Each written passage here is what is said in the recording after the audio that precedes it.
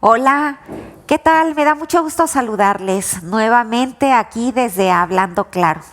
Como siempre es un gusto, un placer que ustedes tengan una información que pueda ayudarles. Hoy vamos a hablar acerca de la ansiedad desde el punto de vista clínico. Ajá, va a estar muy bueno, créame. Y hoy tenemos aquí en presencia el doctor Ángel Romero García. Doctor, bienvenido. Gracias. Nuevamente aquí dándonos información a mí y a todos los que nos están escuchando. Bienvenido. Gracias. Bueno, es un tema muy importante, ¿verdad? El tema de la ansiedad. Pero lo vamos a ir desarrollando a través de esta hora. Ok, muy bien, pues él es un médico cirujano, especialista en medicina familiar, ¿no? Egresado del Seguro Social, con una especialidad en farmacodependencia y adicciones. O sea, del tema que va a hablar, sabe lo que dice. Créame, no se va a arrepentir si usted se queda para escuchar este tema. Entonces, doctor, bueno, la vez pasada hace un tiempo hablábamos acerca de la ansiedad. Obviamente la clínica desde la parte psicológica. Yo sé que hoy día usted nos va a hablar acerca de la ansiedad desde el punto de vista químico, qué pasa dentro de la persona químicamente, supongo yo, ¿no? Sí, claro. Ajá, entonces yo quisiera que usted nos clasificara, ¿no? Pues que nos dé la clasificación de la ansiedad, porque se manifiesta de muchas maneras y creo que sí, como que, bueno, valga la redundancia. Sí, bueno, la clasificación de la ansiedad se divide en trastorno de pánico, Okay. trastorno obsesivo-compulsivo, Sí. síndrome de estrés postraumático, Okay. trastorno de fobia social, fobias específicas y el trastorno de ansiedad generalizada. Esta clasificación es muy importante pues porque el diagnóstico es importante para implementar un plan de tratamiento. Pero en estas 6 clasificaciones de la ansiedad tiene como un eje principal o un dato pivote, que es el miedo. Ok. Bueno, no sé, un ejemplo rápidamente de cada una de estas 6 que se han clasificado. Por ejemplo, el estrés postraumático, ¿dónde podría venir? El estrés postraumático generalmente se ve en los soldados que van a la guerra, ¿no? Que van a Irak, Sí. O los que regresaron de Vietnam. Ellos sufren constantemente un estrés y que obviamente al estar bajo ese estrés, pues ellos luchan por su vida, ¿sí? O sea, los mandan a una misión, pero ellos no saben si van a regresar. Sí, claro. Y el estar viendo estallidos, el sonar de las granadas, todo eso genera realmente un trastorno de ansiedad. Regresan a su casa y empiezan a tener sueños de ese evento traumático que tuvieron. Sí. Y es algo muy desagradable estar viviendo con ese recuerdo traumático a través de un largo tiempo, ¿no? Voy a poner otro ejemplo. Los que sufrimos el sismo del 19 de septiembre de 2017, Sí. que fue aproximadamente a la 1 de la tarde, Sí. parecía un déjà vu, ¿verdad? El otro sismo igual el 19 de septiembre. Sí. Bueno, ese evento a nadie se le olvida, inclusive recuerda la ropa que tenían, qué estaban haciendo, ¿sí? Y ese es un evento muy traumático que en muchos pacientes desarrollaron un síndrome de estrés postraumático, ¿no? Porque cualquier evento o reacción que recuerde ese evento traumático le va a generar ansiedad, sudoración, frecuencia cardíaca, todo lo que conlleva la parte clínica de desarrollar la ansiedad. Okay. Se dice que dentro de estas clasificaciones el trastorno de estrés postraumático y el trastorno de ansiedad generalizada son los trastornos que hacen sufrir más al ser humano. Ok. ¿Por qué no nos habla entonces acerca de cuál de todas estas 6 diferentes maneras de manifestar la ansiedad, cuáles son las que el ser humano más padece y más genera sufrimiento en la Sí. persona. El trastorno de ansiedad generalizada es la ansiedad que genera más sufrimiento al ser humano. ¿Sí? Sí, ¿Cómo podemos definir la ansiedad? Bueno, la ansiedad es una preocupación excesiva que tiene una duración o debe de tener una duración mínimo de 6 meses. ¿Sí? O sea, que el evento o el diagnóstico de ansiedad a lo mejor no sea diagnosticado, pero el paciente tiene que sufrir este trastorno de ansiedad durante 6 meses. sí, Y que obviamente va a ocasionar alteraciones en todas las áreas de su vida de la persona. Ajá. Otra característica, incapacidad para controlar el miedo. O sea, yo pienso que de las emociones, hay muchas emociones, está la ira, está la tristeza, etcétera, ¿no? Pero yo pienso que el miedo es una emoción de las más desagradables que pueda tener un ser humano. Yo me enojo, exploto y como que ya me calmo. sí, O cuando hay tristeza o depresión, bueno, pues sí me siento triste, pero cuando llega un miedo aterrador y que además no tengo la capacidad de controlarlo, es realmente un infierno. sí, claro. Es un sufrimiento profundo a la persona que tiene ansiedad generalizada. Y algo muy importante, tengo incapacidad de controlar el miedo y le preguntan, ¿a qué tienes miedo? Y ellos dicen, no sé Ajá. a qué tengo miedo, pero tengo un miedo aterrador, Sí, lo que se llama miedo irracional. sí, Y muchas veces la familia no le cree al paciente o se desespera y dice, pero ¿cómo es posible que tengas miedo? ¿A qué le tienes miedo? Y él tiene un miedo aterrador, pero además tiene la incapacidad de controlar ese miedo. Hay nerviosismo, ¿sí? sí, Hay inquietud, sí, muchos refieren fatiga, hay dificultad para concentrarse, dicen que la mente se les pone en blanco. Y ese es un punto muy importante porque cuando la mente se pone en blanco, sí, es una puerta abierta hacia el mundo espiritual que ahorita no voy a tocar. sí. Pero cuando la mente se pone en blanco, abrimos una ventana al mundo espiritual. Pero eso lo va a hablar el pastor Ismael en la siguiente entrevista. Ahorita estamos hablando de la parte clínica. Muy bien. ¿Ok? Hay irritabilidad, hay tensión muscular e insomnio. O sea, todo el día están irritables, están como tensos, así andan como con freno de mano, Sí. pero además se agrega el insomnio. Tengo una pregunta. ¿Solamente es el trastorno de ansiedad generalizada o también está incluyendo el estrés postraumático, No, ahorita el estamos ataque de hablando pánico? exclusivamente del trastorno de ansiedad generalizada, Ok. que es la ansiedad que hace sufrir más al ser humano, ¿no? Acabamos de ver que tiene que tener una duración mínimo de 6 meses. ¿Con estos síntomas decir, para ser El diagnosticado? trastorno puede ser haber un trastorno de pánico, pero ser un solo evento. Pero el trastorno de ansiedad generalizada, su curso es largo. O sea, imagínense un paciente con trastorno de ansiedad generalizada que tenga estos datos que les estoy dando por más de 6 meses, Sí. es una cosa muy desagradable al ser humano. Sí, claro. ¿Sí? Hay aflicción y obviamente esta aflicción lo lleva al paciente que sufre de ansiedad generalizada a tener alteraciones obviamente en la vida social, en la vida laboral y en la vida familiar. Y en otros datos importantes del ser humano que padece este trastorno de ansiedad. Es decir, un paciente con trastorno de ansiedad generalizada ya no va a poder trabajar. De alguna manera, entonces, el trastorno de ansiedad y cualquiera que sea me incapacita para relacionarme de manera libre, auténtica, funcional. Totalmente.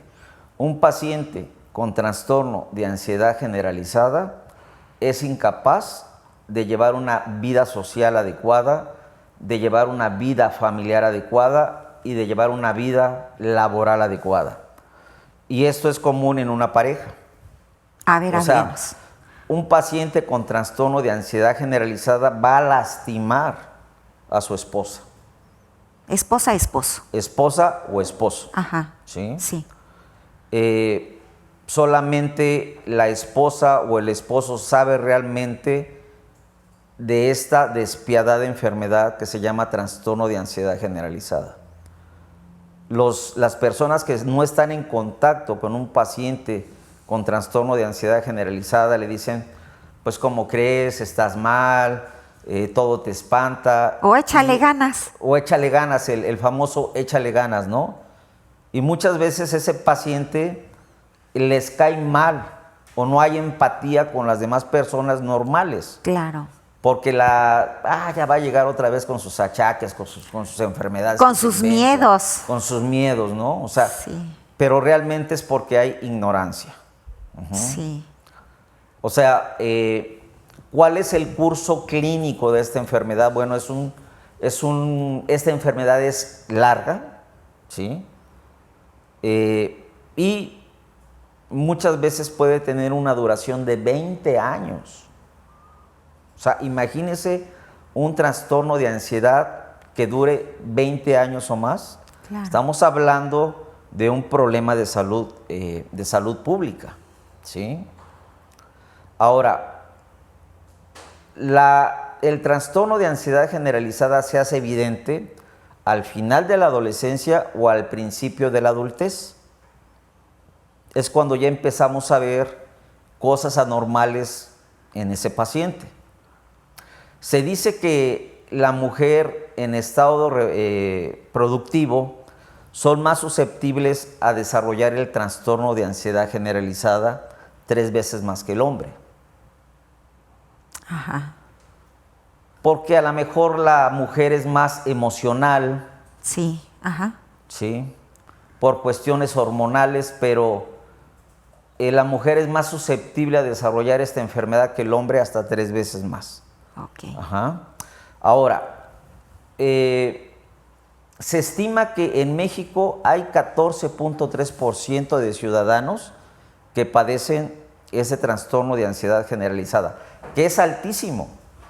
O sea, 14.3% es altísimo. Estamos hablando de un promedio de 17 millones que cursan con este trastorno de ansiedad generalizada. Sí. Y como por ejemplo le voy a poner que la diabetes, los pacientes que cursan con diabetes están en un 16, en un 15.5%. Sí. O sea, para que vea Conciencia. casi igual la ansiedad con la diabetes. Wow. Y bueno, las enfermedades cardiovasculares ocupan el 17%, que es la principal causa de muerte en los mexicanos, seguido por la diabetes. Y bueno, el trastorno de ansiedad generalizada ocupa el 14.3%, Sí. seguido de la depresión y de las adicciones. Ok. Ok. No, pues creo que sí nos ha abundado mucho acerca de la ansiedad, el trastorno de ansiedad generalizada y de hecho, sí efectivamente quiero confirmar, yo leí y he escuchado también de que la ansiedad generalizada, aún el TOC, el trastorno obsesivo compulsivo, se desarrolla, o sea, ya ¿cómo se dice? ¿Se diagnostica? A partir de la adolescencia. Ya ahí hay un detonante y de ahí va en aumento, doctor. O como llega y se queda ahí o se va incrementando. Si no se establece un tratamiento médico, Ajá. el progreso de la enfermedad cada vez se va agudizando más. Ok. O sea, por eso es tan importante primero hacer el diagnóstico y establecer un tratamiento médico. Digamos entonces, si usted dice 20 años se puede padecer, pues puede cambiar la conducta de un ser humano. Totalmente.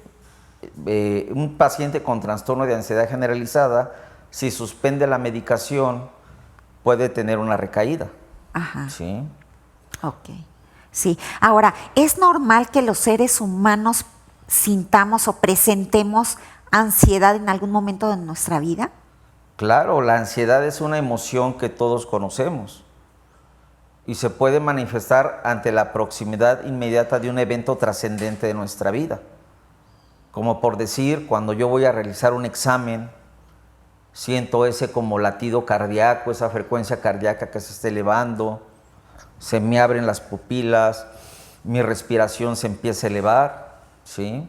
O cuando esperamos un sí o no importante, ¿no? Cuando voy yo a la embajada, antes era así, yo llevaba mis papeles y en ese momento te decían que sí te daban la visa o no te daban la visa. En ese lapso de tiempo, pues yo experimentaba ansiedad. Sí. Sí, es una cosa totalmente normal. A lo mejor el sí de la novia, el sí de te casas conmigo, digo, para Exacto. llevarlo como a cosas cotidianas. Sí, la ansiedad es una emoción que todos conocemos y es normal que todo ser humano la tenga. Ante la espera de un sí o no importante, cuando vamos a realizar un examen, pues existen muchos ejemplos, ¿verdad? El que me acepten a lo mejor en la universidad. Exactamente. ¿No? La lista, si aparezco en la lista o no. Pues eso genera pues una ansiedad que es momentánea, pero sí se activan centros muy importantes a nivel cerebral, que ahorita vamos a ver cómo se desarrolla la ansiedad a nivel cerebral y qué estructuras neurológicas están involucradas, ¿verdad?, en la ansiedad o en el trastorno de ansiedad generalizada. Ok, ahora, ¿cuáles son las estructuras cerebrales involucradas en la ansiedad? A ver, explíquenos. A ver, vamos a ver ahorita. Ándele.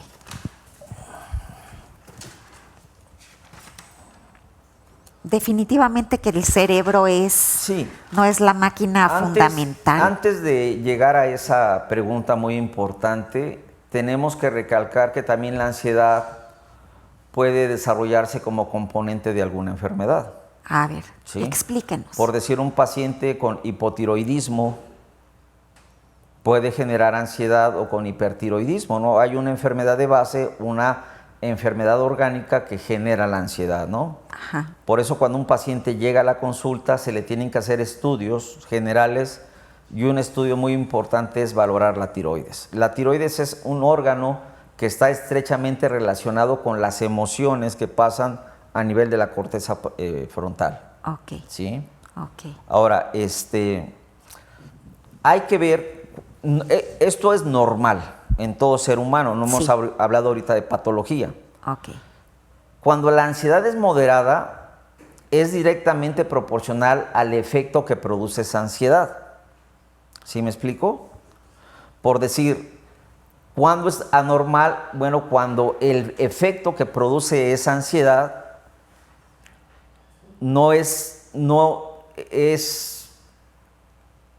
ese efecto que está produciendo la ansiedad no debe de ser un detonante para que el paciente tenga ansiedad. Voy a poner un ejemplo. A ver. Yo voy al cine. Ajá. Y yo ya tengo este trastorno de ansiedad, o no me lo han diagnosticado, pero veo que estando en el cine cierran la puerta. Entonces, para mí, como tengo este trastorno, el cerrar la puerta hace que mi amígdala cerebral se active y empiece obviamente a estimular la parte frontal y empiece a decir, ¿por qué cerraron el cine? Algo va a pasar. ¿Y si le pusieron llave? ¿Y si no nos dejan salir? ¿Y si hay un incendio? Y es una bola de nieve que se va desencadenando a través de tener un miedo irracional. Sí. Es decir, ese efecto no genera que yo tenga ansiedad. Vamos a poner otro ejemplo. Cuando la ansiedad es moderada y el efecto productor de esa ansiedad va a hacer que yo empiece a activar los centros cerebrales de la ansiedad, se considera normal, en todo caso, como el hambre, la sed, el deseo sexual. Voy a poner un ejemplo. Yo me subo a un avión y de repente pues empieza a haber turbulencia y empiezo a ver que el avión empieza a descender. Sí. salen las máscaras de oxígeno Sí. y en ese momento pues se activa la amígdala y se alteran todos los mecanismos para que esa ansiedad de alguna forma benéfica me proteja Sí. y haya un efecto de compensación. Sí. Entonces, todos los que están en el avión, pues sentimos ansiedad, sentimos miedo, sentimos terror porque uno dice, me voy a morir. Sí. Pero ese efecto que generó esa ansiedad es totalmente normal, a comparación a la persona que estaba en el cine y vio a alguien que cerró la puerta. Ajá. ¿Sí? ¿Qué es lo que pasa? Bueno, el piloto dice, estamos en una turbulencia, todo está bien. Después empieza el avión a mantenerse bien, como todos conocemos lo normal de un avión, aterriza, pero en ese momento el lóbulo frontal le dice a la amígdala, ¿sabes qué? Todo está bien, tranquilo. Ya pasó el miedo, empieza otra vez, la amígdala se detiene, la frecuencia cardíaca llega a sus niveles normales, la tensión arterial disminuye, Sí. la midriasis pupilar disminuye, Sí. la digestión también empieza a entrar en un estado de normalidad. Por eso es tan importante ver qué efecto produce esa ansiedad normalmente y qué efecto produce una ansiedad anormalmente, ¿verdad? Ok. Sí. Entonces, no, pues gracias. Creo que sí nos va quedando claro, ¿verdad? Usted que está allá, supongo que lo dice. Ahora sí nos puede explicar cuáles son las estructuras cerebrales Las estructuras cerebrales. involucradas en la ansiedad. A ver. Bueno, mire, nosotros tenemos un sistema nervioso que todos podemos manejar, ¿verdad? Ese se llama sistema nervioso voluntario. Yo ahorita digo, alza la mano, mi cerebro en milisegundos dijo, alza la mano y la mano me obedece. Ese es el sistema nervioso voluntario porque está a voluntad de nosotros. Pero tenemos un sistema nervioso autónomo que no podemos mandarlo. El sistema nervioso autónomo se divide en sistema nervioso simpático y parasimpático. Sí. ¿Sí? Ok. Cuando viene un estado de ansiedad en los pacientes, ya estamos hablando aquí de la patología, por muy mínimo que sea, como el ver que se cierra la puerta del cine, o porque yo voy manejando y empiezo a ver que alguien me sigue, y es totalmente un miedo irracional, en ese momento yo digo, me vienen siguiendo, ¿y qué tal si me secuestran? Y empieza como bola de nieve a alimentar esa ansiedad o ese miedo irracional, ¿verdad? Hay estructuras a nivel cerebral que se van a activar ante la presencia patológicamente de la persona que tiene ansiedad.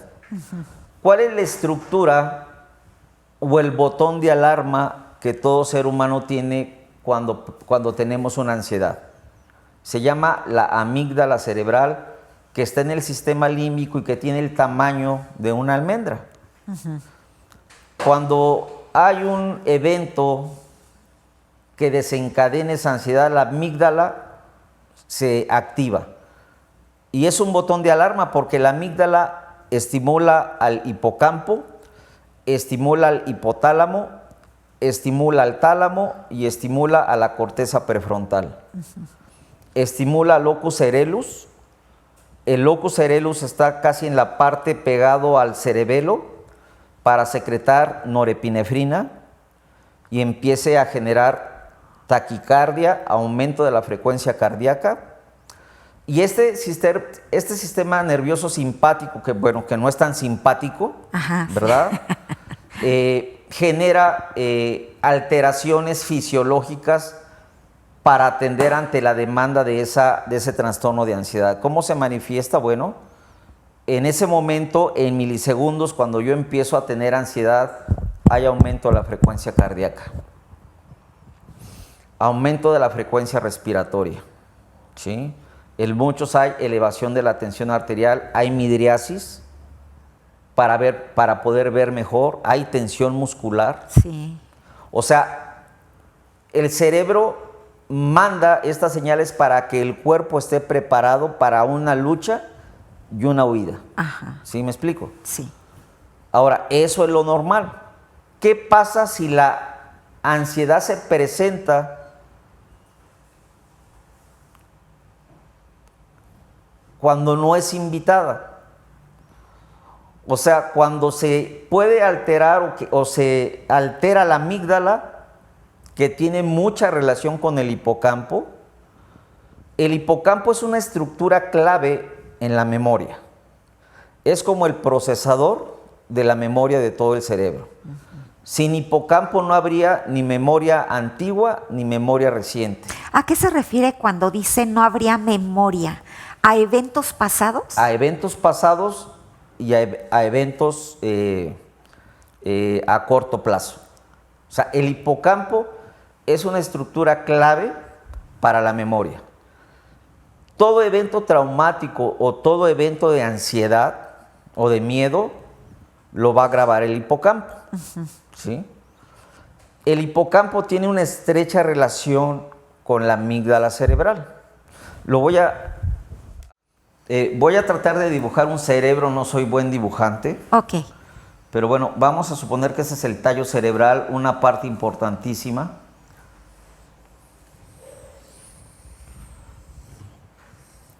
Ok. Esta es la parte frontal o el lóbulo frontal, donde está la inteligencia, donde está la memoria, donde está la abstracción. Aquí en la frente. Aquí. Ok. Este lóbulo es lo que nos hace diferente a los demás mamíferos. Ok. Esto es algo que, una cosa impresionante, ni la mejor computadora existente iguala al cerebro del ser humano. Ok. ¿Sí? Pero aquí en el sistema límbico, la parte que tienen también todos los mamíferos, pero eso se encuentra dentro del cerebro primitivo, está el botón de alarma. ¿Sí? Vamos a ponerle aquí amígdala.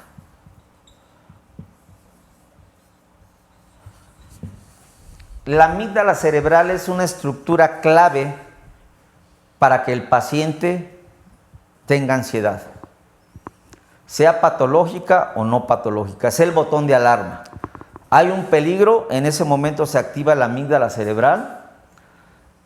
Activa, vamos a ponerle así, al hipocampo, que tiene forma de caballito de mar. Sí. Activa al hipocampo. El hipocampo activa al hipotálamo. Y el hipotálamo activa al tálamo. Al tálamo. Ajá. Ahora, ¿con qué fin se genera toda esta activación a nivel cerebral? O sea, se dan cuenta que una pequeña estructura de una almendra puede generar una revolución en el ser humano, Sí. en el cerebro y en los diferentes órganos. Sí. ¿Sí? Ajá. La amígdala, como ya se activó el tálamo, el hipotálamo, aquí está la adenohipófisis. Y la adenohipófisis va a ir directamente sobre la corteza adrenal, que está en el polo superior de los riñones. Esta corteza suprarrenal va a secretar adrenalina. ¿La adrenalina nos sirve para qué? La adrenalina es una hormona importantísima que va a tener como finalidad, pues, mantener, en este caso, se suelta la adrenalina y empieza a aumentar el ritmo cardíaco. Sí. Se tensan los músculos. Sí. Hay elevación de la frecuencia respiratoria porque uno está en peligro. Y el ser humano debe de estar preparado para la lucha o para la huida. ¿Sí? O sea, es lo que lo prepara para ver de qué manera va a reaccionar. Hay estudios en donde el paciente tiene una amígdala muy pequeña o por algún evento neurológico no se desarrolló la amígdala. Estos pacientes no tienen miedo. El miedo es un mecanismo de defensa para nuestra conservación como seres humanos. Entonces, si yo no mido el miedo, pues yo me puedo parar en la cornisa de un edificio de 100 metros. Sí. Y como yo no tengo miedo, pues yo no mido que me puedo caer y me puedo matar. Okay. Ahora, si la amígdala es pequeña o si no existiera la amígdala, yo agarro la camioneta y me voy a 300 kilómetros por hora. Y lo más seguro es que me estrelle. Ajá. O sea, de alguna forma, la amígdala nos protege. Ok, tiene su función de protección. Tiene su función, sí, claro. ¿Sí? Ajá. Entonces, cuando hay un trastorno de ansiedad generalizada, como vimos que el evento que genera la ansiedad no es tan importante para normalmente generar la ansiedad, pues este botón de alarma se dispara y se empieza a activar todo lo que es a nivel cerebral y a nivel orgánico. Ok. Hay una sustancia que se llama cortisol, que está siempre elevada en pacientes que tienen estrés, preocupación, ansiedad. Este cortisol es sumamente tóxico o sumamente dañino a los diferentes órganos. Okay. ¿Qué es lo que va a generar el cortisol? No sé si ustedes han oído hablar de la cortisona. Sí. Bueno, la cortisona es exactamente lo que generan estas glándulas suprarrenales, pero en forma de cortisol. ¿Sí? ¿Qué es lo que genera el cortisol? Aumento de peso, retención de líquidos. Esto estimula la producción de glucosa y la glucosa tiene como finalidad envejecer prematuramente, se pierde la capacidad de la colágena, de la elasticidad y se genera una vejez prematura. ¿Sí? Personas que tienen ansiedad o trastornos de ansiedad generalizada, los niveles de cortisol siempre están elevados, ¿sí? Y pues vemos que el cortisol es una sustancia tóxica que cumple su función obviamente. Ajá. Pero en un paciente que tiene un trastorno de ansiedad generalizada, va a siempre estar elevado los niveles de cortisol. Y eso no es sano para el cuerpo. No es sano porque va a elevar la glucosa y ajá, por otro mecanismo el cortisol disminuye el sistema inmunológico. Ah, okay. O sea, para que vean lo que genera el trastorno de ansiedad generalizada. Por un lado, el tener aumentos de glucosa elevados, ajá, eso hace que se force más el páncreas para empezar a liberar insulina, pero por el otro lado el cortisol genera una disminución del sistema inmunológico.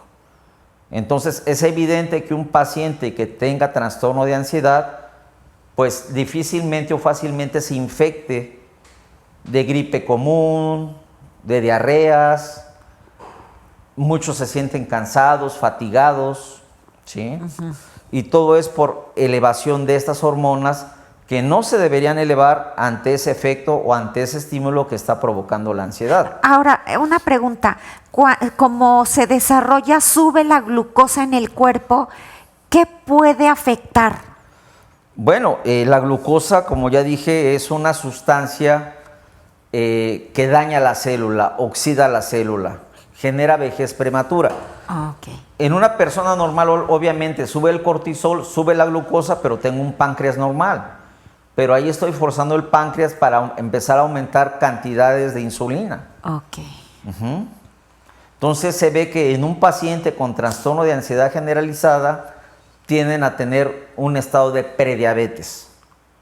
¿Qué es la prediabetes? Bueno, yo le tomo un examen de química sanguínea y veo que su glucosa es normal.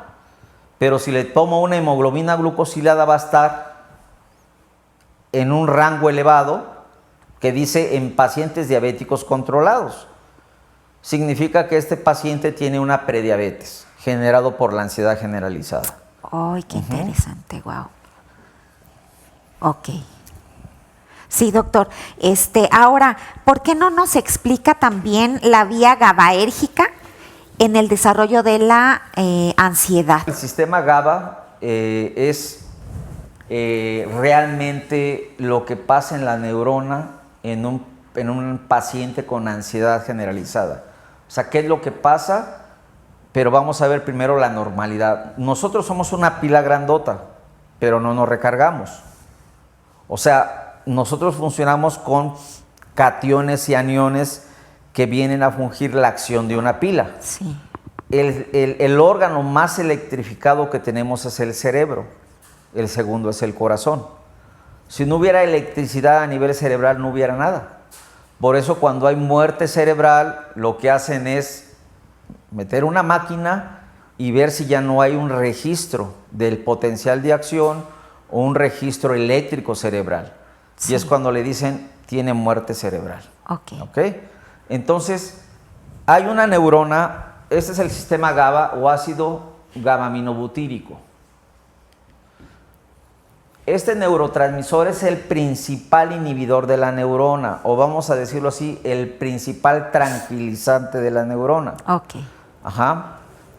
Nosotros tenemos, vamos a poner aquí dos neuronas, dos células pues, pero pueden ser dos neuronas. Lo normal o lo que todo ser humano desea es que la neurona tenga reposo.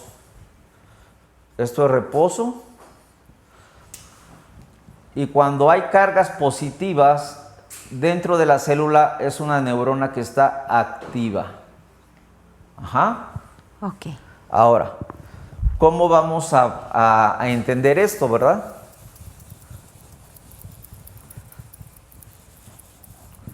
Entonces, una neurona con cargas negativas dentro de la célula va a estar en reposo. Una neurona con cargas positivas dentro de la célula va a estar activada. Ok. Vamos a dibujar una neurona emisora y una neurona receptora.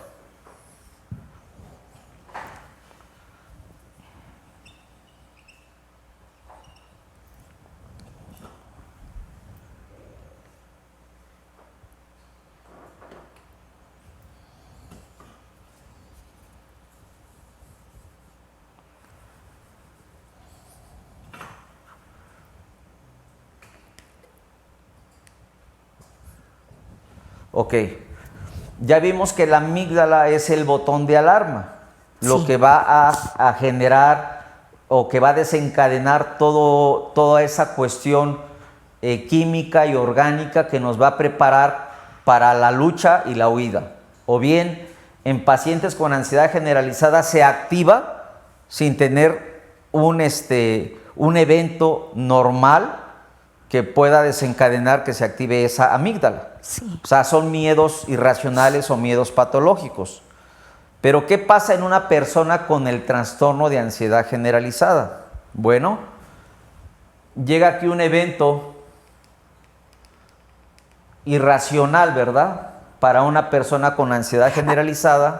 ¿Qué podría ser un evento irracional, doctor? Un miedo irracional, por decir, es yo salgo de mi privada. Sí. Y yo sé que el vecino tiene 3 perros Rottweiler. Sí. Y yo durante la caminata empiezo yo a decir, ¿y si el perro está desamarrado? Y yo aparte le tengo fobia a los perros.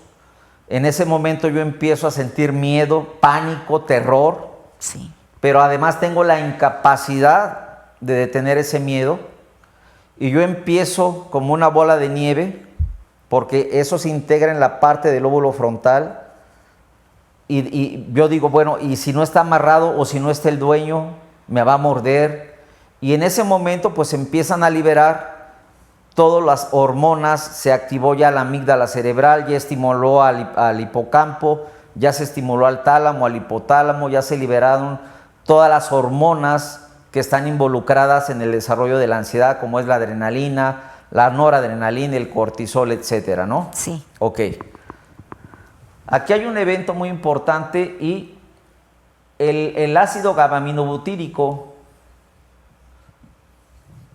que es el neurotransmisor inhibidor por excelencia, o vamos a decirlo, es un tranquilizante del cerebro, se empieza a liberar aquí en las neuronas. Esa es la neurona emisora, ¿verdad? Aquí vamos a poner neurona emisora. Ajá. O sea, y esta es una neurona receptora. El cerebro funciona con mensajeros químicos llamados neurotransmisores. Estos neurotransmisores son varios: está la acetilcolina, está la serotonina, está la noradrenalina, está el sistema GABA o el ácido gamma-aminobutírico, etcétera. Hay neurotransmisores inhibidores y hay neurotransmisores excitadores. Okay. Normalmente debe haber un balance.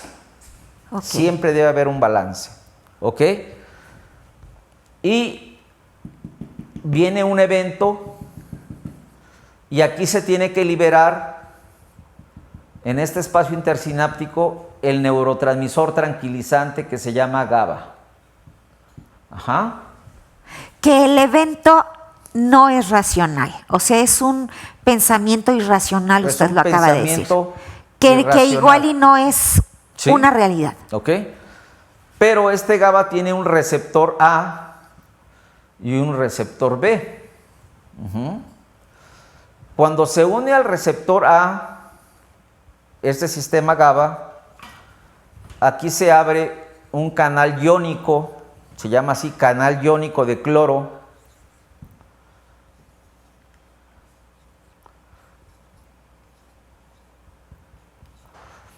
A lo mejor estoy hablando en términos médicos, no me van a entender, pero lo que quiero con con este dibujo decirles que es importante que esta neurona esté en cargas negativas para que la neurona esté tranquila y no esté excitada. Okay. Se une este sistema GABA a este receptor A en esta neurona postsináptica.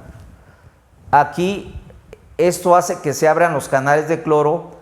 El cloro se mete aquí y empieza a meter cargas negativas. Okay. En un paciente con trastorno de ansiedad generalizada, puede ser que este cloro meta menos cargas negativas. Va a estar la neurona postsináptica negativizada, o lo que yo les digo, con la finalidad de no transmitir una transducción química. O sea, la tenemos que poner en reposo. Y por otro lado, el GABA actúa en el receptor B parando la maquinaria de la neurona, o sea, ponerla en total reposo.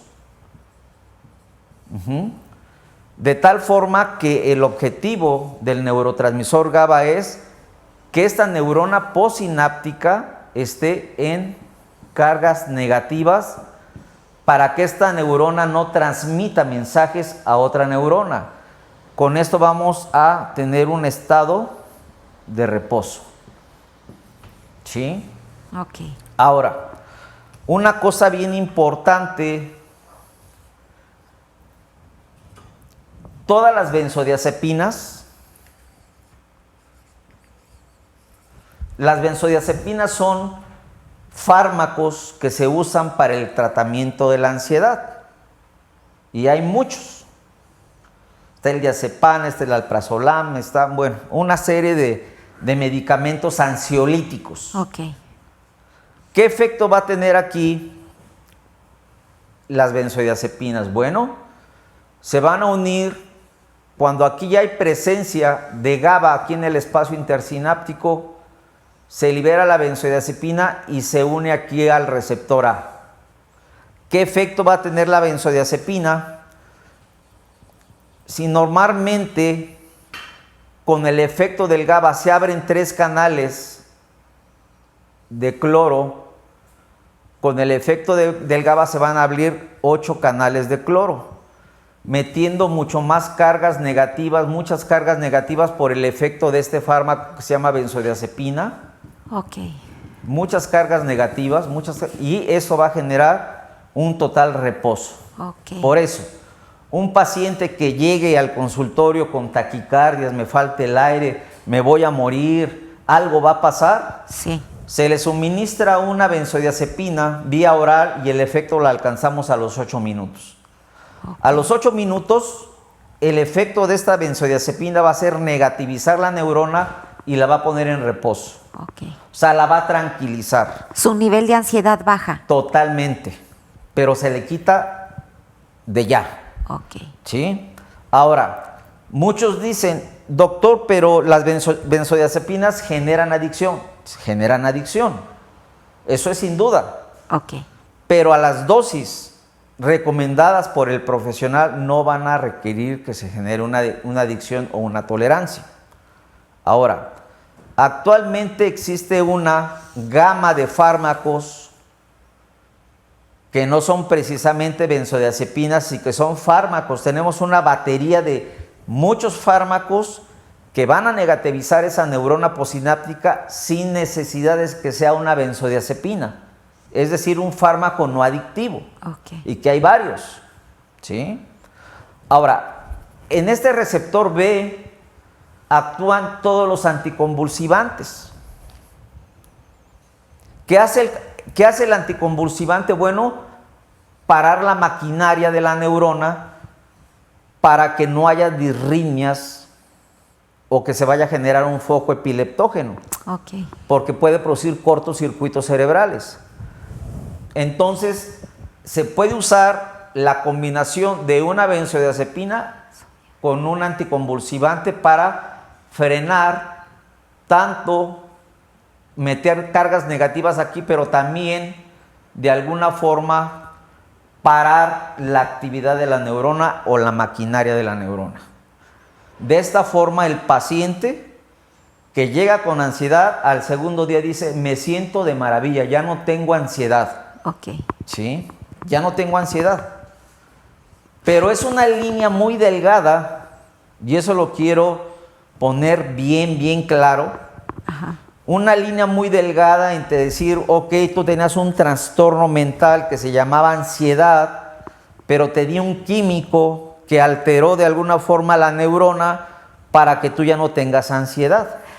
Doctor, ¿hasta dónde eso puede llevarlo a no tener miedo? ¿Y es positivo o negativo? Porque igual y ya se siente invencible. No. ¿Qué O sea, pasa hay ahí? personas que batallaron mucho con el trastorno de ansiedad generalizada, se les da este fármaco, ¿sí?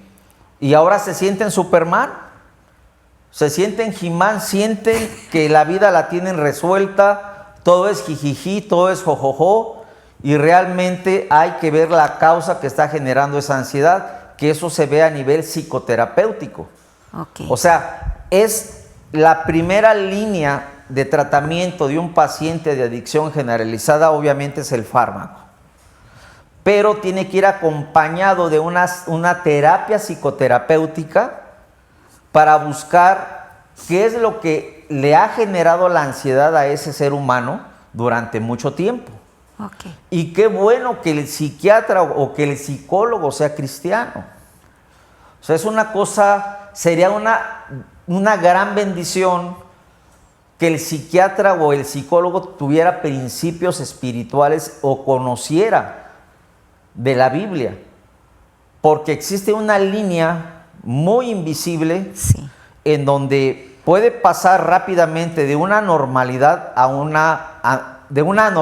una cuestión normal y sentir ahora que ya no tiene límites. Ajá. Ya no hay límites. Sí. O sea, puedo agarrar ahora el carro a 300 kilómetros por hora, puedo hacer y deshacer, hay euforia constante, es decir, me desato. Sí. Me desato totalmente, y eso realmente es lo opuesto a lo que antes tenía. La sobriedad es un equilibrio, Sí, un claro. equilibrio en todas las emociones. Y eso tiene que también que ver con la recaptura de varios neurotransmisores a la neurona emisora, pero eso ya sería otro tema. A lo que voy es, este sistema GABAérgico es muy importante en la producción de la ansiedad y dónde actúan los fármacos. Ahora, hay sustancias prohibidas que pueden ayudar de alguna manera a bajar la ansiedad, pero pueden afectar. Claro, un paciente con trastorno de ansiedad generalizada está estrictamente prohibido el alcohol, porque si yo le estoy dando benzodiazepinas y lo combino con alcohol, es una sustancia letal que puede generar depresión respiratoria. Se les prohíbe el alcohol. Ajá. Se le prohíben todas las sustancias de alguna forma que van a generar la ansiedad o que son ansiogénicos, como el café, eso le iba a el té preguntar. verde, la Coca-Cola, los chocolates. Todas esas sustancias van a activar o son psicoestimulantes que de alguna forma pueden generar ansiedad. Por eso tenemos que quitar eso de nuestra vida. ¿Sí? Ok. Ahora, ¿cómo tratar? ¿Cómo tratar la ansiedad? Ok. Y a lo mejor esta ya sería la última pregunta. ¿Se puede tratar químicamente la ansiedad que ya fue mencionando? Ya fue mencionando con las ¿qué dijo? Benzodiazepinas. Ok.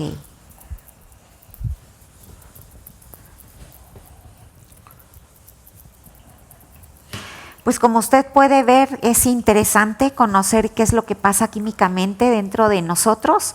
Aquí hay un médico que nos está explicando y pues la verdad, muchas gracias, doctor. No, estamos para servirles y en lo que yo pueda ayudarles, pues me pongo a su servicio, ¿verdad? Sí, muchas gracias. Recordando que pues la gloria es siempre para Jesucristo, para nuestro Dios. Bueno, el tratamiento del trastorno de ansiedad.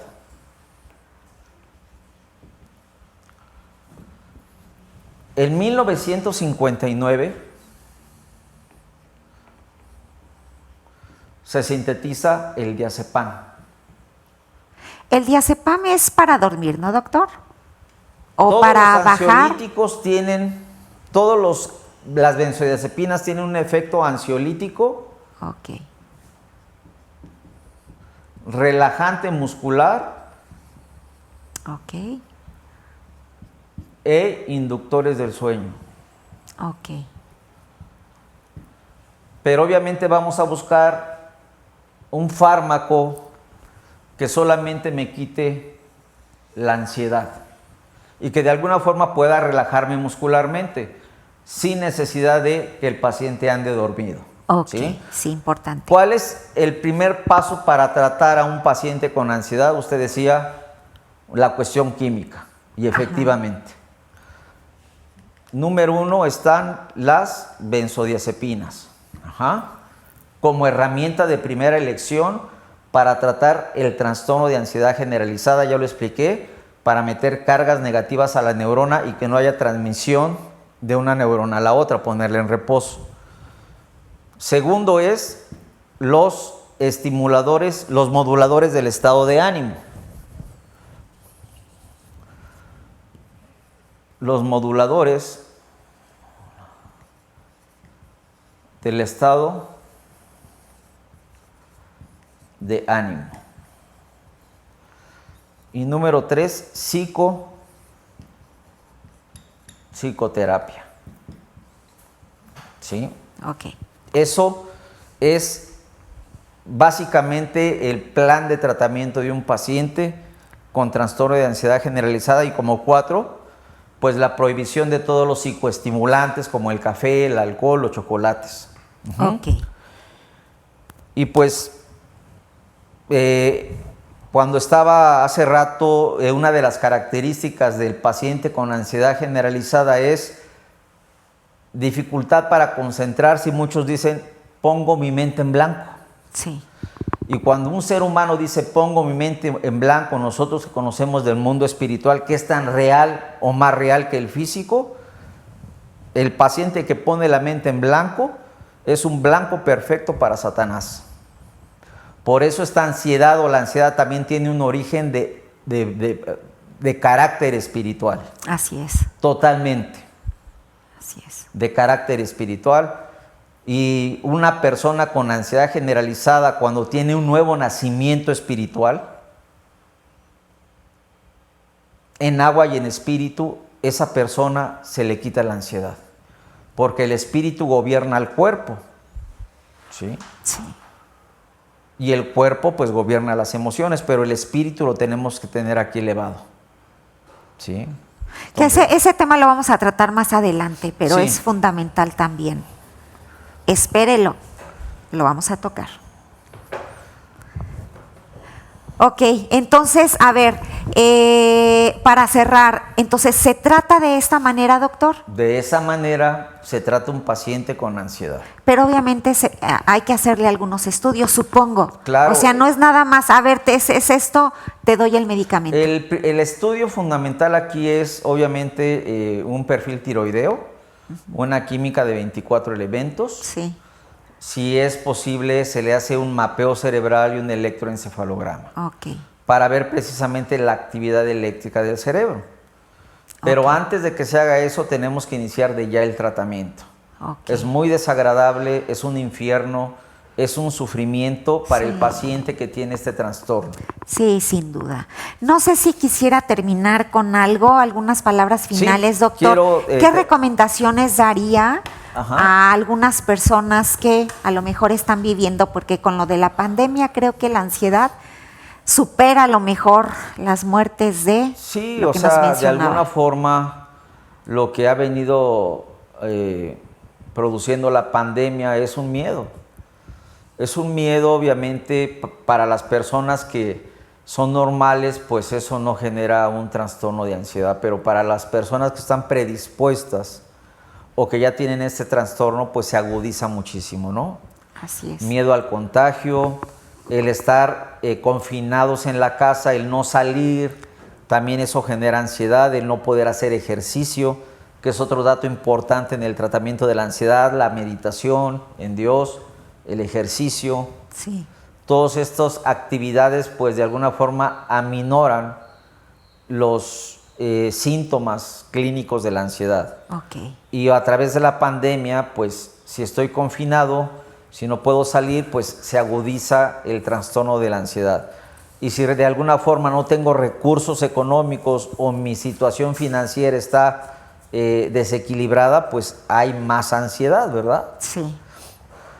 Yo quisiera terminar, si me permite, pastora. Sí, adelante, por favor. Hay una alabanza que está en hebreo y yo se la recomiendo, se llama El que tiene fe no tiene miedo. Okay. Y eso es algo que me ha impactado y que lo he transmitido a mis pacientes que tienen este trastorno de ansiedad. Okay. El que tiene fe no tiene miedo. Y hay un mandamiento, un mitzvah, que dice que el tener gozo es un mandamiento, o sea, tenemos que tener gozo por la vida. Ajá. Y dice así, lo más importante es no tener miedo. En cualquier lugar, todo el tiempo, todos tenemos, desde el más grande hasta el más pequeño, días bonitos y no tan bonitos. Y he sabido que la vida es un regalo. El que tiene fe no tiene miedo. Y nosotros tenemos al Rey del universo y Él nos protege de todos. Okay. Es una alabanza que está en hebreo, está muy bonita la letra y dice ahí, el que tiene fe no tiene miedo. Ok, pues ahí está. Pues doctor, la verdad agradezco mucho que su conocimiento lo comparta con nosotros, creo que nos ayuda.